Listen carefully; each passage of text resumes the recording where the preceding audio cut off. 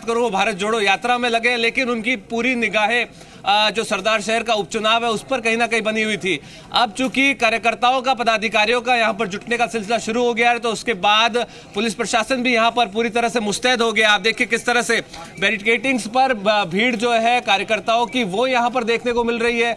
और polytechnical college के बाहर की ये तस्वीरें हैं जहां पर भीतर काउंटिंग चल रही है, तो बाहर अब कार्यकर्ताओं के पहुंचने का सिलसिला शुरू हो गया है। जश्न की तैयारियां यहां पर की जा रही है, जोश पूरी तरह से यहां पर कार्यकर्ताओं में देखने को मिल रहा है। हालांकि एक राउंड की काउंटिंग बाकी है और औपचारिक घोषणा जो है वो होना अभी बाकी है। उससे पहले ही यहां पर एक तरह से जश्न की तस्वीरें देखने को मिल रही है, मिठाइयां यहां पर खिलाई जा रही है और पदाधिकारियों को, कांग्रेस पार्टी के जो अध्यक्ष है, पदाधिकारी है, वो यहां पर जश्न में पूरी तरह से डूबे हुए। तो कुल मिलाकर बात की जाए, सरदार शहर का सरदार किंग जो है वो अनिल शर्मा बनकर आए हैं। कांग्रेस पार्टी की एक बार फिर से जीत हुई है और बीजेपी के अशोक पिंचा एक बार फिर शर्मा परिवार से जिन्हें शिकस्त का सामना करना पड़ा है। जी, बीजेपी का जिक्र आपने रौनक यहाँ पर किया है, तो इससे जुड़ा एक सवाल मैं दरअसल आपसे ले लेती हूँ। सवाल ये, आपको क्या लगता है कि आरएलपी जो है यहाँ पर मैदान में उतरी है, उसी का नतीजा ये है कि बीजेपी इतने कम रेशो से पीछे रही है?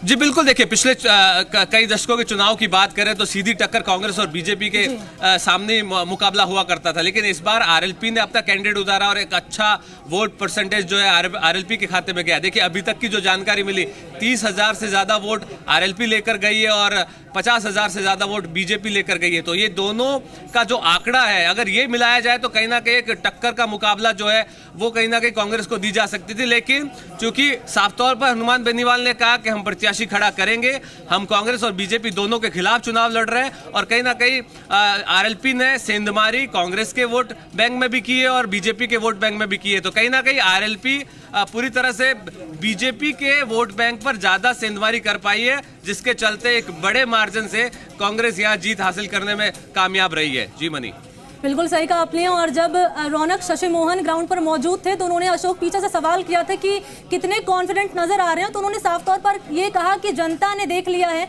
कि भाई बहुत साल तक आपको मौका दे लिया, लेकिन उसके बावजूद भी अनिल शर्मा कह रहे हैं कि कुछ जो है पिता की सपने हैं, उम्मीदें हैं जो कि मैं उनको पूरा करूंगा। ऐसे में अब कितना और वक्त होना चाहिए? ऐसे में अब ये तस्वीर तो साफ होती नजर आ रही है, जैसे कि आप कह रहे हैं कि सिर्फ औपचारिक ऐलान होना बाकी है। बीजेपी की ओर से कोई रिएक्शन अभी सामने आया है?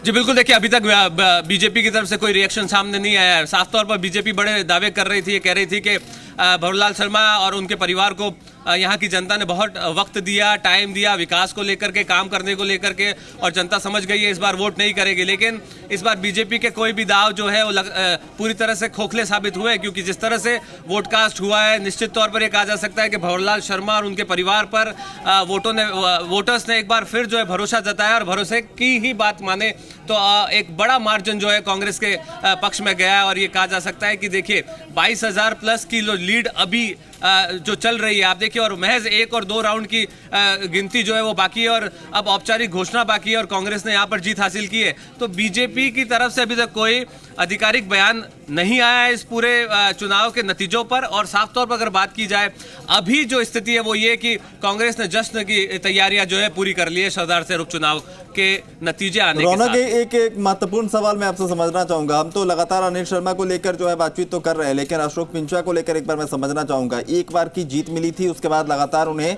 हार का सामना करना पड़ा। इस बार उनके पास एक मौका था कि वो वापसी कर लेते, लेकिन इस बार भी अगर इतनी बुरी तरह से वो हारे तो कम से कम इतना तो कहा जा सकता है कि बीजेपी में अशोक पिंचा का भविष्य जो है बिल्कुल अंधकार में, अब आगे कोई भविष्य नजर नहीं आएगा। बीजेपी अब उन पर दांव लगाना छोड़ देगी।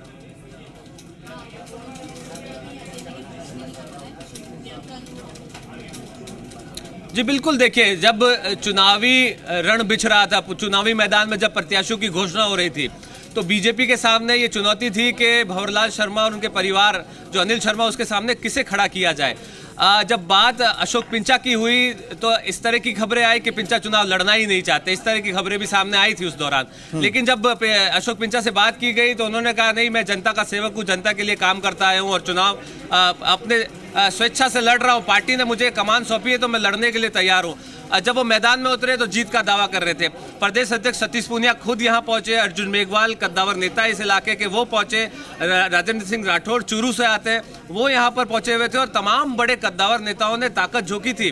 और आप देखिए राजकुमार रिणवा को भी बीजेपी में शामिल किया गया था चुनाव को लेकर के, कहीं ना कहीं ये माना जा रहा है। लेकिन जिस तरह की परिस्थितियां बनी, भंवरलाल शर्मा का बैकग्राउंड देखिए, उनका लोगों के साथ जुड़ाव देखिए और उसके बाद जो तस्वीर सामने आई है और जो वोट कास्ट हुआ है, आप देखिए अनिल शर्मा को लेकर के एक बड़ा बिल्कुल सही कहा आपने, बिल्कुल जानकारी यहाँ पर रौनक जो है साझा कर रहे हैं। और सिर्फ अभी क्लैरिटी तो हो चुकी है कि भाई यहाँ पर जो आगे चल रहे हैं वो अनिल शर्मा आगे चल रहे हैं, सिर्फ औपचारिक ऐलान होना बाकी है, उसका भी इंतजार कर लेते हैं। रौनक नजर आप बनाए रखेगा, अपडेट मैं आपसे आगे लेती रहूंगी। और फिलहाल यहाँ वक्त चला एक छोटे से ब्रेक का, चुनावी महाकवरेज लगातार जी राजस्थान पर जारी रहेगी, एक छोटा सा ब्रेक।